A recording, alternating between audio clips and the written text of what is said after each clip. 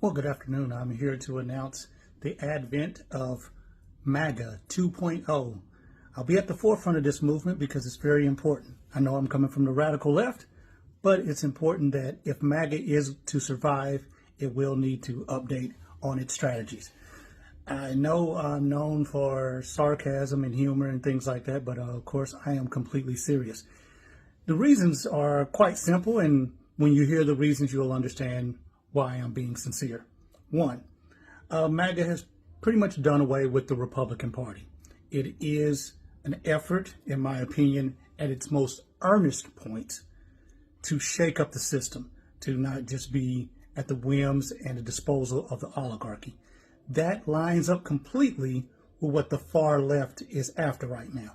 And to me, it seems much more expedient, rather than trying to find the anti-Trump, to try to find the Trump of the left, when the Democrats are letting us down with producing that anyway, and Trump isn't going to be around forever for the other side, then we on the far left and the far right, not the fringes, the anarchists, white supremacists, white replacement, all of they don't have any place in the future of it. They'll exist, they'll be fine or whatever else, but they belong back at the fringe. Same thing for the fringe left. You belong back at the fringe. We're not going to have the other 89% of us hijacked by the loudest fringe of each side. So this group that's not the middle, not the traditional Republicans, not the traditional Democrats, they're out too. So the complete center, the extreme fringe, have a seat. The reasonable both sides are coming together. And at this point, that is the far left and the far right.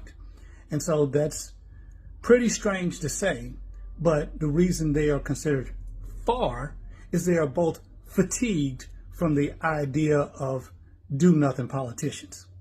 So when I listen to the earnest elements, not the fringe elements, the earnest elements of MAGA, there's some room to take MAGA to the next step.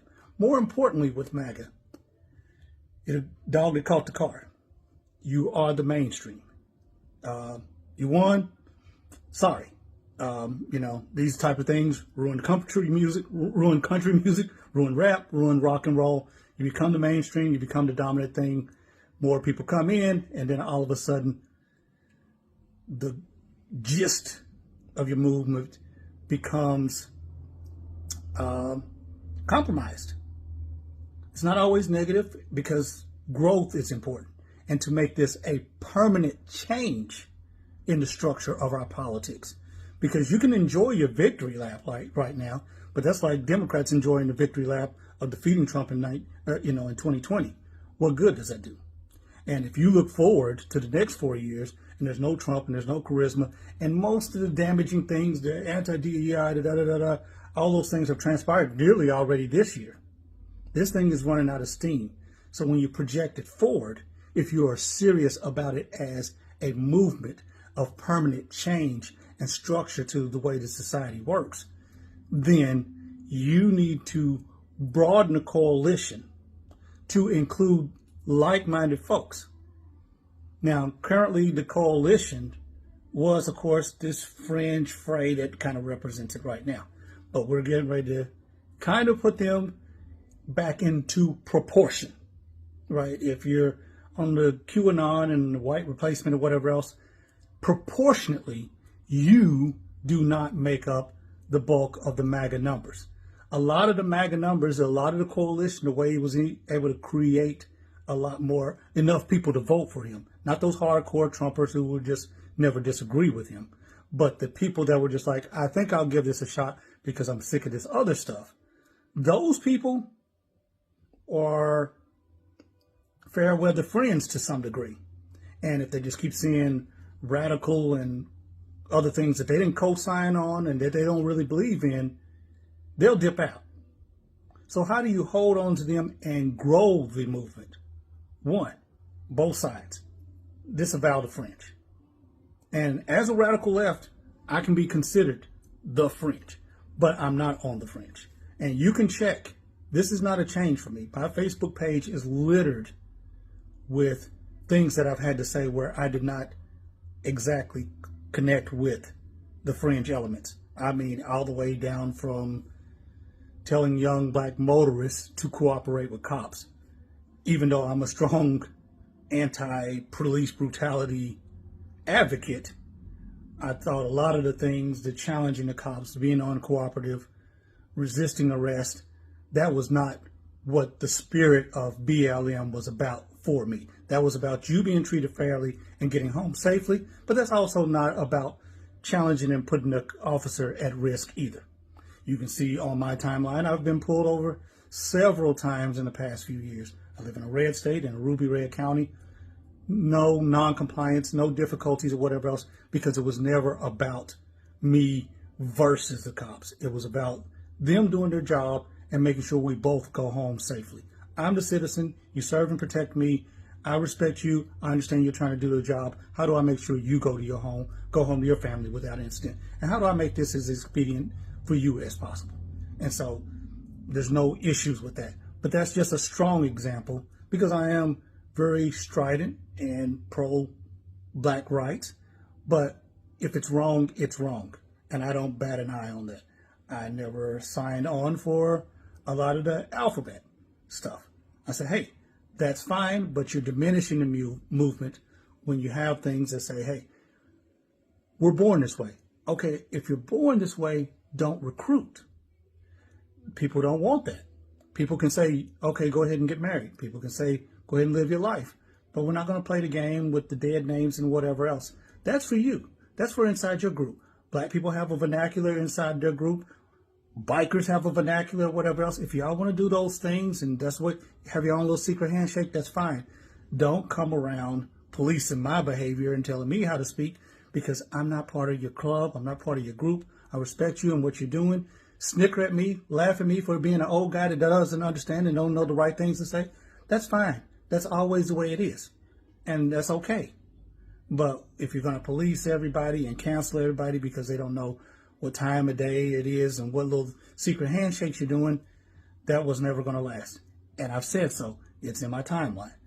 The Democrats and Joe Biden, I have a long-winded video that got taken down by YouTube and everything else that was banned because I talked about how the Democrats stole the election from the left in 2020. So these are not new positions for me. What is new is in the fumbling around in the dark that the left is doing to recover and then still misplace the understanding of we need more of the same.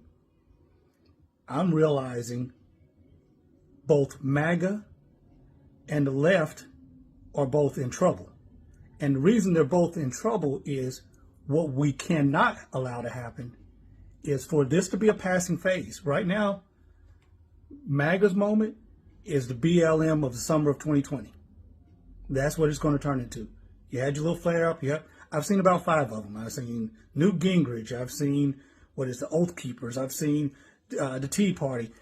It's a flare up and it doesn't last. And if you just don't want it to be another angry white male wave, and it needs to change the fundamental structures of this country going forward, and you're not part of MAGA because you hate black people or don't this, that, and other. If you're truly taxed enough already, if you truly want to get down back to traditional values and family structures and making sure that this society works for us and not the politicians and the oligarchy, then we have plenty of common ground to work on. We can disavow the fringe. And again, I'm not talking about doing anything to them. I'm not talking about putting them on an island. I'm not talking about smothering them in a crib. I am saying for too long, the extremes are the loudest voice because the rest of us have to go to work and have to do other things. And it seems like when you pull up the internet on your way home from work, that's all they're talking about. And that's all they're talking about. And when I go to the grocery store in my ruby red county, these people don't seem to be oblivious that they're trying to start a race war and kill my family, because I don't believe they spend enough energy on thinking about things besides getting their kids back from school and what they have to do at work tomorrow and how they're going to pay these bills and what, because I have neighbors of all different races. So I'm going to live in the reality of this moment and not just succumb to the fear and the anger of this moment, and focus on if MAGA does not want to be replaced. It doesn't want to find itself on the defense again, dealing with the reverse MAGA, the retaliation. Your retaliation or something, and then and we're just going to keep swinging the pendulum. We have a moment. We have a French Revolution moment.